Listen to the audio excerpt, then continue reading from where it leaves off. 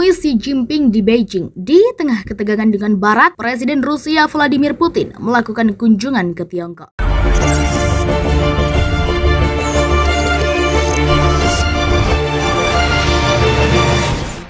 Ia menghadiri pembukaan Olimpiade musim dingin di Beijing dan bertemu dengan Presiden Tiongkok Xi Jinping. Kedua pemimpin itu bertemu di tengah meningkatnya ketegangan antara Rusia dengan Barat terkait tuduhan invasi ke Ukraina.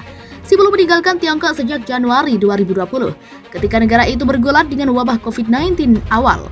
Namun, kini Tiongkok membuka diri untuk Olimpiade musim dingin.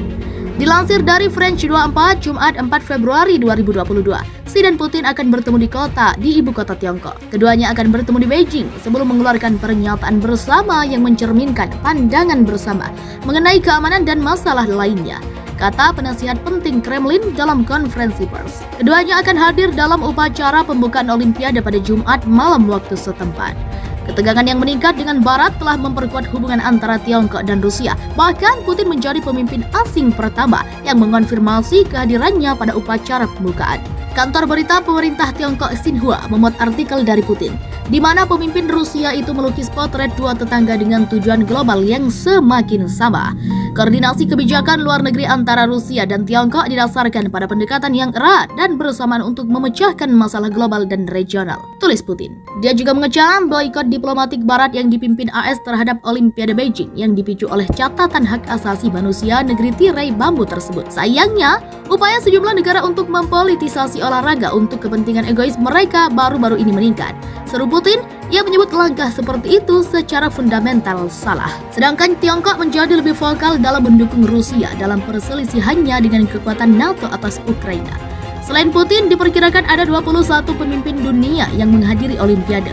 Mereka yang hadir antara lain Khudeh Al-Fattah Al-Sisi dari Mesir, Mohammed bin Salman dari Arab Saudi, Kassym-Jomart Tokayev dari Kazakhstan, dan Andrzej Duda dari Polandia. Amerika Serikat mengancam China dengan sanksi ekonomi jika membantu Rusia melewati sanksi yang akan dijatuhkan Washington terkait krisis Ukraina. Ancaman ini disampaikan juru bicara Departemen Luar Negeri AS Ned Price. AS memiliki serangkaian alat yang dapat kami gunakan jika kami melihat perusahaan asing, termasuk yang ada di China, melakukan yang terbaik untuk mengisi kembali tindakan kontrol ekspor AS untuk menghindarinya, untuk menyiasatinya, kata Price selama konferensi pers pada hari Kamis waktu Washington atau Jumat 4 Februari 2022 waktu Indonesia Barat. Jika Rusia berpikir bahwa itu akan berada dalam posisi untuk mengurangi beberapa konsekuensi tersebut dengan hubungan yang lebih dekat dengan China, itu tidak terjadi. Ini benar-benar akan membuat ekonomi Rusia dalam banyak hal lebih rapuh. Lanjut Price, mengacu pada sanksi hipotesis AS terhadap Moskow atas kemungkinan invasi ke Ukraina.